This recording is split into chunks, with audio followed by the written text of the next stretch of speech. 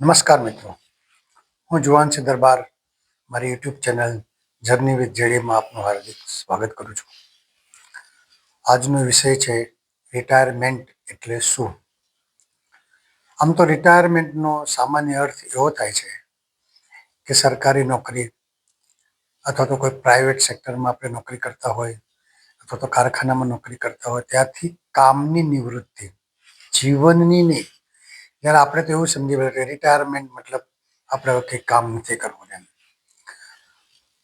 ઘણા બધા લોકો એવું સમજે છે કે રિટાયરમેન્ટ પછી હવે આરામથી જિંદગી જીવવાની, બીજું કોઈ કામ નહીં કરવાનું, ઘરના બાળકોને સાંભળવાના, બાળકોને સાચવવાના. સારી વાત છે, એમાં કંઈ ખોટું નથી કે ભાઈ આપણે રિટાયર છે, આપણે બીજું કોઈ કામ નથી તો આપણે એ કામ કરીએ, એમાં કંઈ કોઈ નવી વાત નથી. પરંતુ ખરા અર્થમાં રિટાયરમેન્ટ શું કહેવાય એ થોડું આજે સમજાવવાનો મારો નાનો એવો પ્રયાસ છે. સામાન્ય રીતે 40-45 વર્ષ પછી કોઈ પણ ડૉક્ટર પાસે તમે જાઓ તો ડૉક્ટર તમને કહેશે હવે તમારું દોડવાનું ચાલુ કરવું પડશે, આટલું ખાવાનું છોડી દેવું પડશે, આવી રીતે રહેવું પડશે, તમારે આ કરવાનું, આ નહીં કરવાનું, બધી સલાહ ડૉક્ટરો દ્વારા આપણને મળતી હોય છે. હવે તો ટીવીના માધ્યમ દ્વારા 30 વર્ષે તમારા હાડકાં નબળા કરી દેવાનું એ ટીવીની એડમાં એવું બતાવે છે. પણ આનાથી ડરી દેવાની જરૂર નથી. ખરેખર જીવનની જે શરૂઆત છે ને એ જ્યારે સમજણથી શરૂઆત કરવાની ને ત્યારે મજા આવે છે.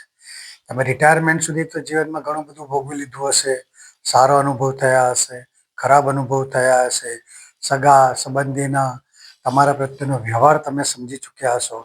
ખરેખર જીવવાની જે મજા છે ને એ તો 50 વર્ષ પછી જ છે.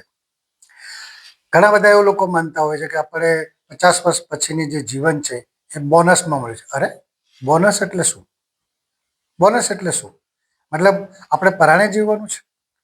50 વર્ષ પછી, રિટાયરમેન્ટ પછી આપણે જિંદગી આપણી રીતે જીવવાની હોય છે. આપણી રીતે જીવવાનો અર્થ મારો એવો છે કે જીવનની અંદર ઘણા બધા એવા કાર્યો છે અથવા તો ઘણા બધી મહેચ્છા છે જે આપણે કોઈ પણ કારણોસર પૂરી ના કરી શક્યા હોય તો તેના માટે ફરીથી પ્રયત્ન કરવો ને એ સાચા અર્થમાં રિટાયરમેન્ટ છે.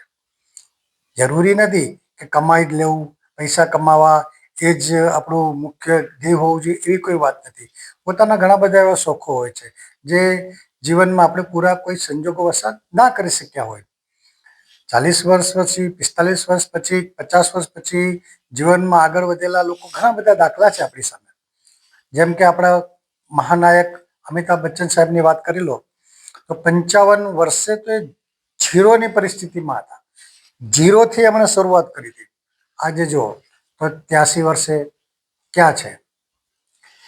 KFCના માલિક 65 વર્ષે શરૂઆત કરી હતી, આજે ક્યાં છે.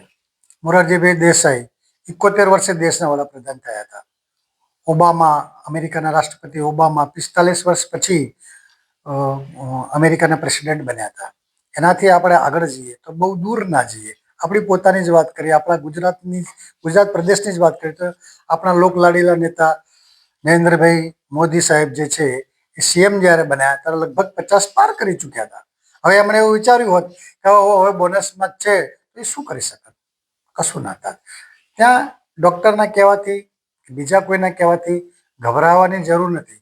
ઘણા બધા લોકો એવું પણ માને છે કે હવે તો દીકરાના લગ્ન થઈ ગયા એટલે હવે દીકરીના લગ્ન થઈ ગયા એટલે જમાઈ ઘરે આવે, દીકરાના લગ્ન થઈ ગયા એટલે વહુ ઘરે આવે, એટલે મારાથી જીન્સ ના પહેરાય, મારાથી ફલાણા કલરના કપડાં ના પહેરાય, મારે પ્રાણેથી બેસવા ના જવાય. એવું કંઈ જરૂરી નથી. રિટાયરમેન્ટનો અર્થ એવો છે કે તમે તમારું જીવન જે તમારે ખરેખર માણવું છે ને એનો ખરેખર જે સમય છે ને એ શરૂઆત થાય છે. સેકન્ડ ઇનિંગ તમારી શરૂ થાય છે, જેની અંદર તમે તમારા વિચારો પ્રમાણે, તમારી મહેચ્છા પ્રમાણે તમે જીવી શકો છો. એના માટે તમારે તમારું પોતાનું ટાઈમ ટેબલ બનાવવાની જરૂર છે. ઘણા બધા લોકોને મેં એવું પણ કહેતા સાંભળ્યા છે ને જોયું પણ છે ને થાય પણ છે. એ છે કે ભાઈ બાળકો થઈ ગયા એટલે એને સ્કૂલે મૂકવા જવા, એને તૈયાર કરવા. સારી વાત છે, હું એને નકારતો નથી, બરાબર ધ્યાન રાખજો, હું એને નકારતો નથી, સારી વાત છે. પણ તમે તમારી એ નોકરી નથી, તમારી ફરજ છે, તમારો પ્રેમ છે, એ તમે જે અદા કરો છો બહુ સારી વાત છે, પણ તમારે તમારી જિંદગી જે છે, બાકીની જે જિંદગી તમારી વધી છે, એ જેને આપણે સેકન્ડ ઇનિંગ કહીએ છીએ, તો સેકન્ડ ઇનિંગ તમે તમારી રીતે જીવવાનો પ્રયાસ કરો, કોઈ સારું કાર્ય કરો. કશું નથી કરવું તો તમને મનગમતા પુસ્તકો વાંચો, ફિલ્મ જોવા જાઓ, સારા મિત્રોને મળે. જૂના મિત્રો જે વિસરાઈ ગયા છે કામમાં, જૂના સગા સંબંધીઓ જે નથી મળી શકતા છે ને, ખરેખર એ આપણને મળવા માંગતા હોય તો આપણે એને મળવા માંગતા હોય તો એને મળવા માટેની આપણે પ્રયત્ન કરવો જોઈએ અને મળવું જોઈએ. એકબીજા વચ્ચે વિચારોની આપલે કરવો જોઈએ. ખરેખર રિટાયરમેન્ટ જે છે ને એ આ અર્થમાં છે. સાચું રિટાયરમેન્ટ એ છે કે તમે તમારું જીવન તમારી પોતાની રીતે, તમારા પોતાના ટાઈમ ટેબલની રીતે જીવો ને, એનું નામ સાચું રિટાયરમેન્ટ અને તમારા નવા જિંદગીની શરૂઆત. મારા કહેવા પ્રમાણે તો રિટાયરમેન્ટનો અર્થ જીવનથી નિવૃત્ત થઈ જવું કે જીવનથી દૂર ભાગવું એવું નથી. રિટાયરમેન્ટનો અર્થ એવો થાય કે તમારે હવે નવી જિંદગી જે છે એ તમારા અનુભવથી, તમે જે જાણ્યું છે એનાથી, તમે જે સમજ્યા છો એનાથી નવા જીવનની શરૂઆત જે કરવાની છે ને, એ ખરેખર રિટાયરમેન્ટ પછી જ થાય છે એવું મારું માનવું છે. જય હિન્દ, જય ભારત.